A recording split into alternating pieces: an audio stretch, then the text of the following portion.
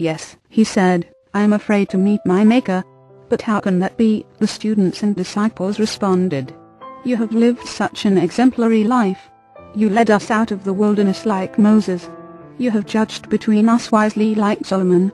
Softly he replied, when I meet my Maker, he will not ask, have you been like Moses or Solomon? He will ask, have you been yourself? The story shows that throughout time, people have struggled to be themselves. Why are we still struggling? The struggle comes out of our need to please others. By assuming your own destiny, you're bound to get someone angry. Your boss, your spouse, your parents, your children. At first, assuming your own destiny can be a lonely process, and it may seem that everyone is against you. But the only image you must live up to is your own. The opinions of those who approve or disapprove are irrelevant. The decision to live your life is your own responsibility. The results of your own life are your own responsibility. Your action or inaction becomes your own responsibility. Often other people will have values and beliefs that are in conflict with yours. And when they see you living in opposition to their values and beliefs, it can be very frightening for them because, in a way, it threatens their foundation. When a person is confronted with your beliefs, there's an inner battle that's waged, and the battle is, could they possibly be right? And if they are, that means I could be wrong. A person who knows who they are is not threatened by the beliefs of others. Those who are insecure and do not know who they are will always be frightened by anyone who directly or indirectly threatens their belief system. How do you treat yourself? Let me ask you, do you like yourself? Do you trust yourself? Do you keep promises that you make to yourself? Do you think that you are a good person? Are you yourself most of the time, or have you developed an act to cover up who you are? If you had a friend who treated you like you treat yourself, or talked to you the way that you talk to yourself, and broke commitments to you the way that you break commitments to yourself, do you think you'd keep him as a friend? Let's face it, you probably wouldn't want that type of person around. It's very important to take a look at the way we treat ourselves. Most of the time we are our own worst enemy. We are afraid to meet our inner selves, because we think we may not like what we see. I often hear people say, I want to explore myself, but I'm afraid of what I'm going to find out about myself. I'm afraid of the strange creatures that I may find along the way, or along the journey. Understand this clearly, it is absolutely impossible for the truth about yourself to cause fear. No matter how terrible the truth may be, it is powerless in itself to either frighten or harm you. Fear is caused by resistance to the truth, and by misunderstanding it. Start the journey of self-discovery. Start your journey of self-discovery at once. Nothing but good can come from it. The understanding of fear cures fear. Don't get hung up on the kind of person that you think that you are. Don't concern yourself with whether you're better or worse than other people. Instead, try to know yourself as the kind of person that you are, and the kind of person you would like to be. If you look at a half-finished house that is under construction, you don't condemn it for its unfinished condition. You don't say it's inferior to another house, nor are you concerned with its appearance. All you do is realize its need for additional work. Adopt this way of thinking toward yourself. Whatever your present condition, just realize the need for more construction.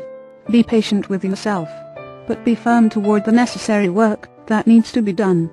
Self-worth comes from self. That's why it's not called other worth. If your worth comes from others, you will never be able to love yourself. When you are an expert on yourself, you're an expert on everyone else. A conscious person knows himself. He knows his own nature, and therefore he knows everything about other people who have the same nature. Know yourself as you are, and you will know others as they are. Never be afraid to expose a weakness in yourself. Exposing a weakness is the beginning of strength. Remember, everything you learn about yourself is good news. No matter how difficult or surprising it may be, it's always good news. Keep this in mind, especially in times when a new truth clashes with a belief that you know you must abandon, but are reluctant to do so. A wise person is willing to give up a piece of coal in exchange for a diamond. Have the courage to do this and self-change begins. You don't have to have permission from others to change your life. Don't ask, is this right for me to go against everything that I've been taught to believe? Instead say, let me see how much intensity I can put into my search. Your own desire for personal freedom is the only search warrant you will ever need. Take a look at what you are denying yourself, if you're really going to learn the truth about you, and live your life as you're capable of living. A lot of people aren't going to like it, because they're not committed to the same path as you are. Are you going to deny yourself riches, because others are poor? Are you going to deny yourself health, because millions of people are sick? Take a good look at what you're denying yourself, and don't ever think of yourself as wrong for wanting what you want. As we move along the path of self-discovery, we're bound to make mistakes. Those so-called mistakes, faults, sins or errors are not you. Make sure you separate who you are from what you have, and what you do. You transcend what's happening in your life as you come to the realization that what's happening in your life is only temporary, and will always be changing. It's important to understand that your higher self is changeless. When you identify with your temporary nature, you take on the belief that what you have, and what you do, is the real you. It's possibly the biggest error that you can make in life. To experience your own magnificence requires that you separate what you have, and what you do from who you are. Learn to separate the performance from the performer, to become involved in what's happening in your life, but not to identify with its temporary nature. As you stand on the seashore, and watch the ships sail by, there is no problem, as long as you simply stand there, and watch them go by. It's only when you identify with the ships, that you feel pain and suffering. If you say, "That's my ship," then you will grieve when it passes from your sight.